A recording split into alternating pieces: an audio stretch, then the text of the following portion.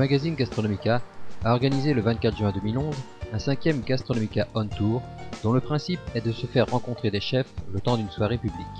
Le succès de ce 5e On Tour à l'Oreille du Bois à Orvaux prouve que les soirées Gastronomica sont désormais un rendez-vous incontournable pour les gourmands et les gourmets. C'est vrai que ça devient un rendez-vous donc pour les gens qui aiment aussi voir les chefs en direct, travailler devant eux. Enfin, le but étant toujours qu'il y ait une convivialité et un échange entre les chefs et les joyeux convives. Ce sont tous des chefs en fait, qui ont déjà eu des articles sur Gastronomica, soit sur le site, soit sur le magazine. Donc ce sont que des chefs évidemment que je connais parce qu'il faut qu'ils acceptent aussi de fermer maison. C'est-à-dire que Lilian Grimaud donc de Cholet a fermé son restaurant ce soir, vendredi, et Patrick pareil ferme son restaurant. Donc voilà, il faut aussi qu'il y ait une certaine confiance entre chacun quoi, pour qu'ils acceptent de venir faire un on tour. Parmi ces 3 chefs, certains n'en sont pas à leur premier on tour. Mais qu'est-ce qui leur plaît tant alors dans ces soirées?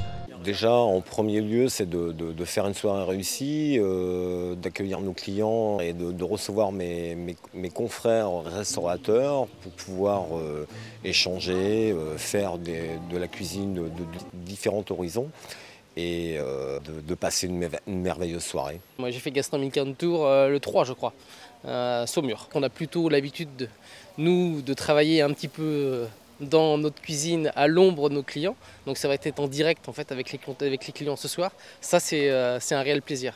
J'ai trouvé ça vraiment fort sympathique, cette association de 3 cuisiniers, un Angevin, 2 Nantais, donc se réunir pour essayer d'élaborer un cocktail dînatoire qui soit notre personnalité, qui soit aussi digne d'une certaine cuisine et de produits frais.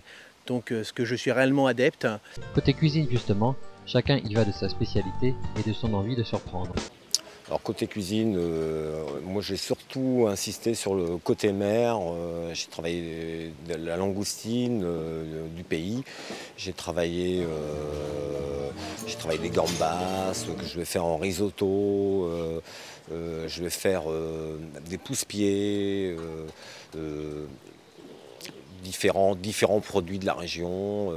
J'ai décidé en fait de préparer donc 3 pièces de mise en bouche froide, 2 pièces chaudes, entre autres en fait un dim sum de crevettes avec un petit bouillon de langoustine, un amandata. Donc l'amandata c'est de l'asperge avec de la crème d'amande, 3 autres pièces froides dont une crème brûlée à l'échalote servie avec un tartare de canard taille. En fait, je fais de l'hirondelle qui est en fait un poisson du sud.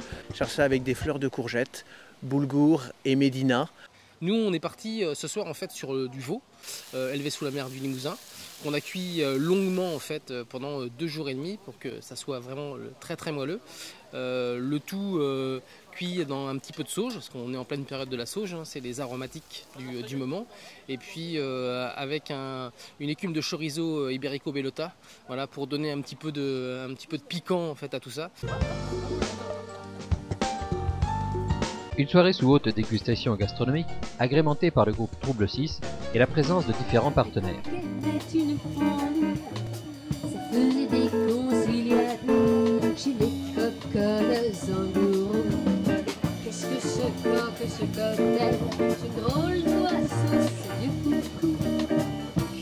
Si Luc Sellier savoure le moment, il prépare déjà le On Tour numéro 6, près d'Angers. Au Château de la Perrière, dans 15 jours, le 7 juillet, à Angers, donc même endroit que l'an dernier, en septembre, le numéro 4, dans un superbe lieu avec 4 chefs, dont un chef bordelais étoilé. Quant aux chefs, ils sont déjà prêts pour un prochain On Tour.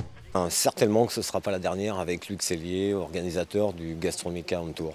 Oui, c'est plutôt sympa, puis Luc voilà, c'est quelqu'un que j'apprécie plutôt, donc ça se passe toujours bien, et puis c'est un très beau magazine Gastronomica. Donc, il sait mettre en valeur les cuisiniers et les maisons de la région, donc ça c'est plutôt sympa.